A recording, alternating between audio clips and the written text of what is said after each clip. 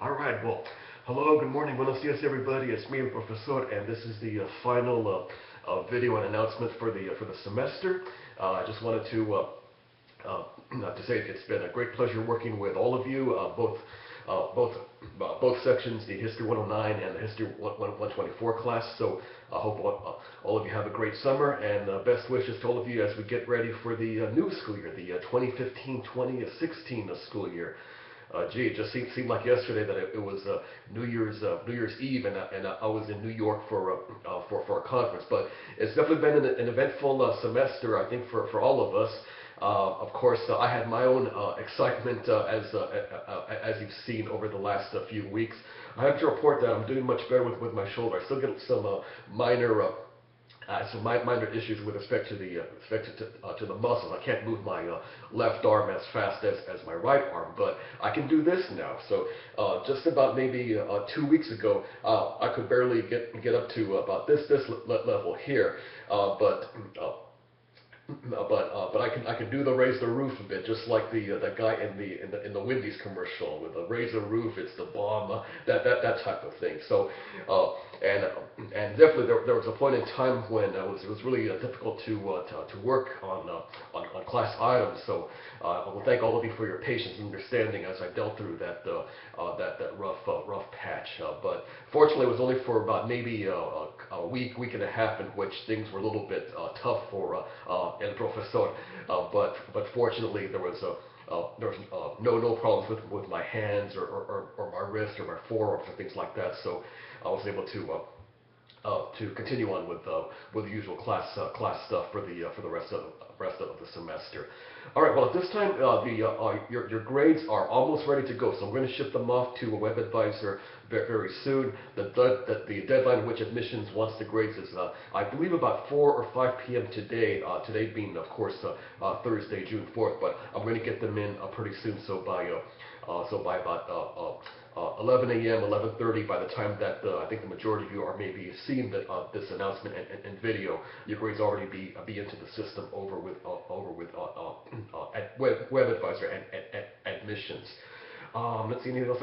Let me just quickly say one final thing about the Diego Rivera and Frida Kahlo stuff. So even though I had a bit, you might say, the cost of doing business, I guess so to speak, is that the professor gets his shoulder injured. But I came away, as I've mentioned that is for those of you in the History 109 class. Of course, you've seen my items in the announcements, and for those of you in the History 124 class, I posted my items in in my Tumblr blog. But I want to show you a couple of other things, some books that I'm going to be working on this summer, because I want to make a presentation for the school that I'll try to have for the beginning of the upcoming spring semester. Now, in the fall semester, I won't be able to do it because I've got some on-campus sections over at Mesa College and Southwestern College. So I'm going to be going back and forth quite a bit more between here at the French Valley headquarters, back and forth to Chula Vista and then to Kearney Mesa for Southwestern and Mesa respectively. But for the spring, I want to put something together for the school, and let me show you some of the books that I'm going to be working on over the summer to catch up on some more information. Here is the autobiography of Diego Rivera, in which a newspaper writer, lady by the name of Gladys March, collected a lot of Diego's thoughts and ideas from roughly about the mid-1940s up until just close to right before his death in 1957. And of course, for those of you in the History 109 class, in the auto industry, this discussion, many of you checked the section in which Diego talked about coming to Detroit and his experiences with Henry Ford. So that came from this book here. So there's a lot more stories about Detroit and Diego's life and times in Mexico, his dealings with his bad dealings with the Rockefellers after his work in Detroit, and of course his final years right up to Frida's death in 1954, and then just before his own death in 1957. So this will be something I'll be checking out. In terms of his actual work in Detroit, art historian Linda Downs, who was one of the she was one of the advisors for the exhibit at the Detroit Institute of Arts. Here's a book specifically focusing in on his work in Detroit, basically breaking down everything in terms of what what his thinking was behind every panel, whether it was the north wall or the south wall, whether it was the pharmaceutical items, whether it was the industry, the airplanes, and of course some of the more some of the more natural nature things with respect to, of course, those large nude female figures. Of course, those in History 109 class saw that firsthand with a PowerPoint program. But this book is where I got a lot of the background details for the program. So I've read this book for quite a while, so I'm going to review this. But last thing, here's a new book which actually goes along with the exhibit, and this was published. This is a work from the Detroit Institute of Arts People, and this is called Diego Rivera and Frida Kahlo in Detroit. So this has more of a collection of essays from art historians, labor historians, psychologists, talking about the thinking, especially with respect to Frida's works, because a lot of Frida's works, which have more expressions of pain, of identity, women's roles, male-female relationships, things of that nature. Frida really got delved into a lot of that stuff from Detroit onward, and a lot of those works, which really had heavy-hitting psychological themes, were featured at the exhibition. This book right here delves into a lot more about that with respect to what's going on with not just his mind, but with her mind as well. All right. And let's see, anything else I need to mention? Any other final thoughts or observations? No, all right, that's about it. So again, it's been a great pleasure being with all of you these past few months. I was really happy that we could do some new things for both classes. So of course, for the 109 class, we had the jazz assignment, and also of course we had the pretty good discussions with the big three topics. So I'm definitely going to keep that for the fall semester. And for the California class, of course, the Daughter of Fortune items, I did those last fall for the History 108 class, and I was really happy to do that for this class here.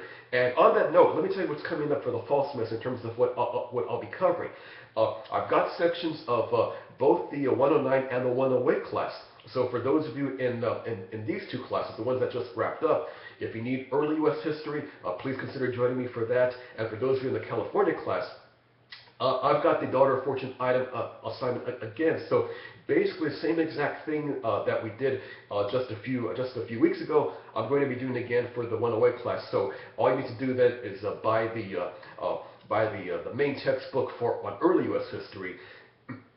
But the Daughter of Fortune book, just hold on to it and roll it over to the fall semester.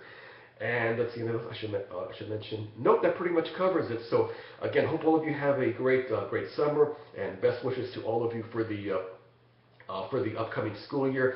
Besides Grossmont, I'll be back at my usual locations at Southwestern and Mesa colleges, and I'll be doing quite a few more of the on-campus sections. So I definitely have to get my old Ford checked out, give it a pretty good tune-up over the summer, because I'll be making the drive quite a bit between here in French Valley and Chula Vista. Kearny Mesa, and of course I'll make drives into the Grossmont campus for meetings and check my mail, go to presentations, whether it's like Professor Radzikowski. He always has great presentations every semester, so I'm sure he'll have something new for the fall semester. So I'll definitely be on the road quite a bit for the fall semester. I'm not going to be doing any trips to Detroit or Manhattan, Baltimore, D.C., where I was at the beginning of last year. So I'll definitely be doing a lot more driving back and forth on the 15.